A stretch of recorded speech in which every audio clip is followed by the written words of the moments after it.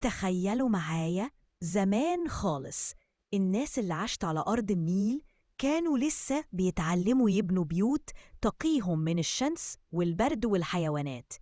ما كانش فيه طوب ولا أسمنت زي دلوقتي، كانوا بيستخدموا الحاجات اللي حواليهم في الطبيعة. بيوتهم كانت بسيطة كويس عشان المطر. صحيح كانت بسيطة برضو، أغلبها كانت عبارة عن أوضة واحدة أو 2 بالكتير، بس كانت بداية مهمة قوي. كمان ابتدوا يعملوا زي مخازن صغيرة من الطين عشان يحفظوا فيها الغلة والأكل بتاعهم. دي كانت زي أساس فكرة البيت اللي نعرفه دلوقتي.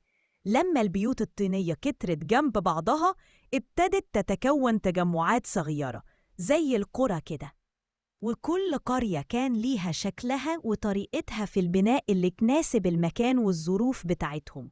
في الوقت ده ما كانش لسه فيه تخطيط كبير للمدن زي ما بنشوف دلوقتي، لكن البيوت كانت بتتبني جنب بعضها بشكل طبيعي حوالين مصدر المية أو الأراضي الزراعية الكويسة.